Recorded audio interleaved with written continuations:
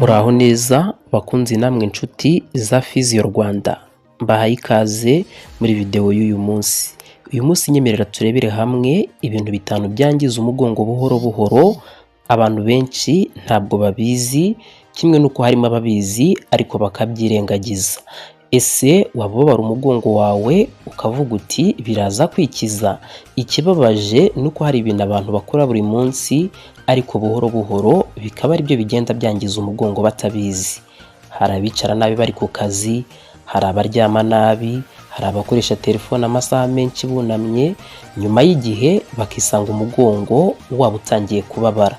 Muri iyi video tugiye kurebera hamwe ibintu bitanu byangiza umugongo buhoro buhoro ndetse n'icyo wakora kugira ngo ubyirinde ndetse ubihagarike uyu munsi. Si ibyo gusa turi bugarukeho muri iki kiganiro, ahubwo ndaza no kuba nkubwira no kuri iki kibazo abantu bakomeje kugenda bibaza umunsi ku munsi. Niyo mpamvu ngusaba kuza kureba video yose kugira ngo hataza kugira akantu na gato kagucika. Abantu benshi bakunze kujya batwandikira bati ese ko batubwira ko amadiske yacu yafungutse, sarakira bigenda bite? Undi nawe ati mfite diske yafungutse, ati se nzabagwa bigenda bite? Undi nawe ati amfite sciatica kubera diske yafungutse, nakora iki? Iki ni ikibazo rero navuga ko kinakomeye, ariko abantu benshi bakaba bavuga ngo diske yafungutse ariko ntibamenye neza icyo bisobanuye. Hari n'abahita rero bagira ubwoba bagatekereza ko umugongo wabo wangiritse burundu. Uyu munsi niyo mpamvu ngira ngo tubisobanure neza mu buryo bworoshye kandi buri munyarwanda wese ashobora kumva. Reka dutangire. Niba ari ubwa mbere dukurikiye, ubuke gukanda subscribe no gufungura inzogera kugira ngo tujye tubana mu biganiro byacu bitandukanye. Niba kandi wari usanzwe udukurikira, ndagushimira cyane kuba wahisemo gukurikira Physio Rwanda kugira ngo umenye byinshi bitandukanye byerekeranye n'ubuzima ndetse n'uburyo umuntu yakwirinda ububabare akaba yanabukira ndetse akagira n'uburyo bwo kumera neza mu buzima bwiwe. Twihuse, ikintu cya mbere mu byangiza umugongo buhoro buhoro burya ni ukumara igihe kirekire wicaye cyangwa se kumara iminota myinshi wicaye udahaguruka, kandi nabwo ukaba wicaye mu buryo butari bwiza. Iki ni kimwe mu bibazo bikomeye cyane binugarije abantu muri iki gihe. Iyo umuntu burya amaze amasaha menshi yicaye, haba mu biro, haba ku ishuri cyangwa se areba muri telefone, ibi ngibi bituma imikaya yo ku mugongo isa niruha, bityo amagufwa n'ingingo bikaremererwa. Ikibazo rero ntabwo navuga ko ari ukwicara gusa, ahubwo ikibazo ni ukumara igihe kinini utari kunyeganyeza umugongo wawe, utanyeganyeza umubiri wawe, kandi nyamara umubiri waragenewe kunyeganyezwa ndetse ukanagenda. Niyo mpamvu bavuga ngo umuntu iyo amaze umwanya munini yicaye ahantu hamwe atanyeganyega cyangwa se atabuja, ashobora guhuriramo n'ibyo bibazo bitandukanye, cyane cyane kuba yarwara umugongo. Niba rero akazi kawe kagusaba kwicara, birashoboka ko wicara muri office cyangwa se ukorera n'ahandi hantu, gerageza guhaguruka nibura iminota 30 ugende akanya gato. Birumvikana ko niba iminota 30 ishize ushobora guhaguruka ukagenda gato, nubwo wagenda iminota 3 cyangwa 4 ukongera ukagaruka ukicara ugakomeza akazi kawe, icyo gihe biba byiza. Niba uri kureba filime mu rugo, niba wicaye ahandi hantu, wirindira ngo amasaha 3 ashire ubone guhaguruka, ahubwo biba byiza nibura nyuma y'iminota 30 cyangwa se mbere yayo ubashije kugerageza ugahaguruka ukagendamo gato, ukagaruka ukicara kugira ngo ubashe kuba warinda umugongo wawe. Ikintu cyiza ku mwanya wa kabiri burya no gukoresha telefone wunamye, ibi nabyo bitera umugongo cyane. Muri iki gihe abantu benshi bamara amasaha menshi bari kureba kuri telefone. Burya umutwe wawe uhora wunamye, ijosi ryawe ndetse n'umugongo wawe bigirwaho uburemere cyangwa se bigashyirwaho igitutu nyuma y'amezi cyangwa se imyaka, bikaba bishobora gutuma utangira kubabara ijosi, kubabara umugongo cyangwa se kumva ibitugu byawe bitangiye kuremererwa. Gerageza rero kuzamura telefone ku rwego rw'amaso, aho rwose ushobora kuyirebamo ariko utayunamyemo, ibyo biragufasha cyane. Ikindi kintu kiza ku mwanya wa gatatu mu gutuma umuntu ashobora mu by'ukuri kuba yakwangirika umugongo ariko abantu bakaba bakirengagiza, wenda abandi batanakizi, burya no kuba umuntu adakora imyitozo ngororamubiri. icyo bita physical exercise. Burya umubiri waremewe kugenda, ntabwo umubiri waremewe kuba ahantu hamwe utamuvinga. Burya iyo umuntu adakora imyitozo, ibi ngibi bituma imikaya isanzwe ifasha umugongo kuba wamera neza igira intege nkeya. Ibi ngibi rero bituma umugongo udashobora kwihanganira imirimo ya buri munsi. Ibi rero bikaba byatuma ugira ubwo burwayi bw'umugongo. Kandi icyo nshaka kukubwira, ntabwo bisaba kujya muri gym buri munsi cyangwa se kuvuga ngo urakora imyitozo idasanzwe buri munsi kugira ngo ubashe kurinda umugongo wawe, ahubwo no kugenda n'amaguru nibura iminota 30 cyangwa se gukora imyitozo igorora umubiri yoroheje bishobora kugufasha cyane ndetse bikakurindira n'umugongo. Birashoboka ko waba uri kureba iyi video mu by'ukuri umugongo wawe waramaze kwangirika. Niba waramaze kwangirika, n'ubundi ushobora gukosora ibi ngibi byose ndi kuvuga ukawurinda gukomeza kwangirika kurushaho, cyane ko bishobora no kuba byagufasha ukaba wagaruka mu murongo. Ikindi kintu cya kane nacyo kiza mu gutuma by'umwihariko abantu bangirika umugongo ku kigero cyo hejuru ariko bikaza buhoro buhoro, ni uguterura ibintu nabi. Burya abantu benshi iyo bagiye guterura ikintu kiremereye usanga bahita bunamisha umugongo. Ibi ni ibintu bibi cyane. Ibi bishobora gukomeretsa imitsi, imikaya cyangwa se izindi ngingo z'umugongo. Uburyo bwiza rero burya buba ari ugupfukama cyangwa se icyo nakwita gusutama, squatting mu rurimi rw'icyongereza, bityo ugakoresha amaguru yawe mu guterura aho gukoresha umugongo gusa. Ibi ngibi bituma ikintu uteruye kikorohera kandi mu by'ukuri ukarinda umugongo wawe ntube wanawangiza cyangwa se ngo ube wawuvuna. Ikindi kintu kiza ku mwanya wa gatanu burya ni ikijyanye no kwirengagiza ububabare. Iyi ni imwe mu mpamvu zikomeye zituma abantu bakomeza kugenda bangirika umugongo buhoro buhoro. Hari abantu bumva ububabare bw'umugongo ariko bakavuga bati ibi ndumva bitarenze cyane, ndabyihanganira, mu kanya wenda kumva buranagiye. Nibyo, ariko iyo ububabare bukomeza bugenda buza ejo bukagaruka iminsi myinshi igatambuka, ibi ngibi biba ari byiza ko ugomba gutugisha inama umuhanga cyangwa se umuganga wabyigiye kugira ngo abashe kuba yagufasha. By'umwihariko ushobora kuba ufite ubwo bubabare ariko bukaba ari ububabare bugera no mu maguru, ugasanga ni ububabare butuma n'amaguru yawe atangira kunanirwa, cyangwa se ugasanga nyine ni ububabare bukabije cyane bukubangamira ku mugongo. Iki gihe kiba ari igihe cyiza cyo guhita ujya kwivuza kugira ngo babashe kuba bagufasha. Ngana ku musozo rero, nshuti za Physio Rwanda, navuga ko nk'ibintu bitanu twabonye by'ingenzi umuntu agomba kwitwararikaho ni ukwirinda nibura kwicara igihe kirekire, iminota 30 yashira ugahaguruka ukamuvinga nubwo wagenda n'umunota umwe cyangwa ibiri, ukagaruka ukicara. Icyo gihe umubiri uba waruhutse ndetse na ya mikaya n'imitsi y'umubiri byose bikabasha gukora neza. Ikindi nanone ni ukwirinda gukoresha telefone wunamye cyane, ahubwo ukagerageza gushyira telefone ku kigero cy'amaso kugira ngo utunamishe ijosi ryawe, kuko bishobora kugutera uko kubara umugongo cyangwa se bikaba byanagutera n'umutwe udakira, uwo bita cervicogenic headache. Ndetse nanone ikindi kintu cyo kwitwararika ni ukugerageza ugakora imyitozo isanzwe yoroheje, atari ya myitozo yo kwinaniza yo kwivuna ngo usange bagiye muri gym buri munsi, usange wirirwa wirukanka buri munsi. At least kugenda iminota 30 ku munsi, icyo gihe umubiri wawe umera neza.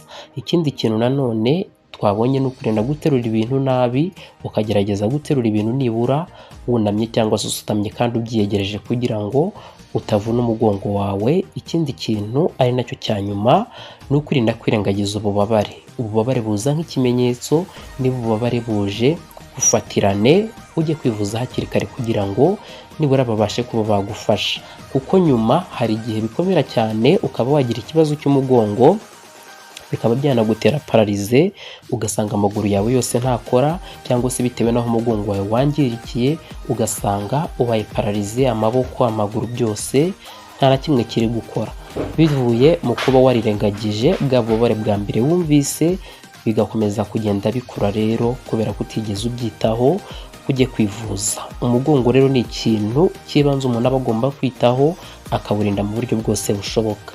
Niba ushaka kurinda umugongo wawe, tangira uhindura utuntu duto ukora buri munsi wibwira yuko tworoheje. Umugongo mwiza ugufasha gukora, ukagufasha kugenda ndetse ukagufasha no kubaho neza. Reka dukomereze ku kindi kibazo nk'uko nabibasezeranyije. Ni ikibazo uyu munsi ngira ngo nsubize bitewe n'uko abantu bakunze kukibaza buri munsi. Abantu benshi bakunze kujya batwandikira bati ese ko batubwira ko amadisike yacu yafungutse, ese arakira bigenda bite? Undi nawe ati mfite disike yafungutse, ati se nzabagwa bigenda bite? Undi nawe ati mfite sciatica kubera disike yafungutse, nakora iki? Iki ni ikibazo rero navuga ko kinakomeye, ariko abantu benshi bakaba bavuga ngo disike yafungutse ariko ntibamenye neza icyo bisobanuye. Hari n'abahita rero bagira ubwoba bagatekereza ko umugongo wabo wangiritse burundu. Uyu munsi niyo mpamvu ngira ngo tubisobanure neza mu buryo bworoshye kandi buri munyarwanda wese ashobora kumva. Ubundi disike navuga ko mu mugongo wacu haba harimo ubundi busanzwe amagufwa menshi. Ayo magufwa rero burya agiye akurikiranye, hagati yayo haba harimo disike. Ayo magufwa mu rurimi rw'icyongereza yitwa vertebra. Hagati y'ayo magufwa rero niho haba harimo ako kantu koroheje kameze nk'agashashi kaba karimo amazi kitwa disike. Disike rero iba ifite akazi gakomeye cyane karimo gukuraho igitutu hagati y'amagufa, hakazamo gufasha umugongo kugenda neza, kurinda amagufwa kudakoranaho cyangwa se kuba yakwikubanaho. Mu by'ukuri wayigereranya nk'ipine ry'imodoka rishobora gufasha imodoka kugenda neza ariko itagenda yikuba hasi. Disike rero iyo yafungutse biba bivuze iki nk'uko abantu babivuga? Mu by'ukuri abaganga ntabwo bakunda gukoresha ijambo ngo disike yafungutse. Oya, akenshi baba bashaka kuvuga disike bulge, disike prolapse cyangwa se disike herniation. Ibi bivuze ko igice cya disike kiba cyagiye kigasohoka cyangwa se kikabyimba, kikaba cyakanda umwakura ubuturuka n'ubundi hagati y'ariya magufwa y'umugongo. Icyo gihe rero nibwo umuntu ashobora gutangira no kubabara cyane. Bamwe bakibaza bati rero kuki disike zangirika? Hari impamvu nyinshi zishobora kubitera, zirimo gusaza. Burya uko imyaka igenda iba myinshi niko disike zitangira kugenda zitakaza amazi akagabanuka rwose, ukaba wagenda uhura n'icyo kibazo. Ikindi nanone burya guterura ibintu biremereye ukabiterura nabi nabyo bishobora kubangamira disike. Ikindi kwicara nabi igihe kirekire nabyo bikandamiza disike. Kubyibuha cyane ubwo ni ukugira ibiro bikabije, ibi nabyo rwose bibangamira disike.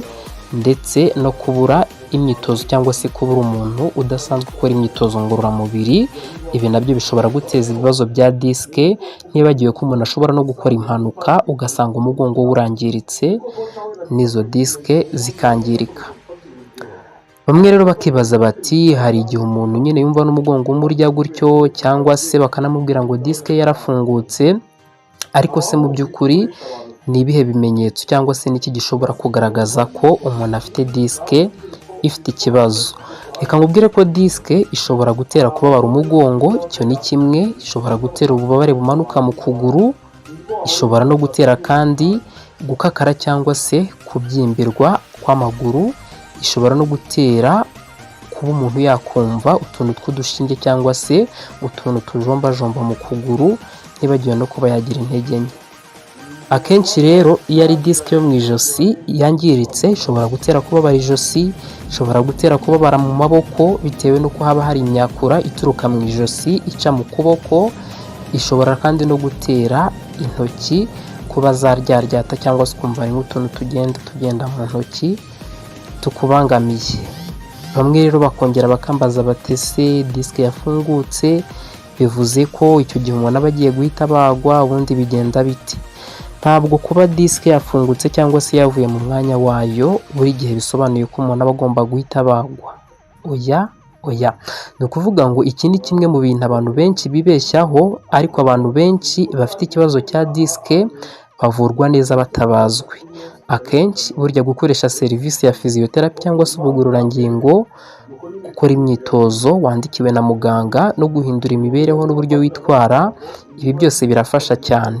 Navuga ko kubagwa nabyo biba bishoboka ariko biba ku bantu bake nabo kandi bafite ibibazo bikomeye, cyane cyane nk'abakoze impanuka cyangwa se abatinze kwivuza, bityo bikaba byagera ku kigero cyo hejuru.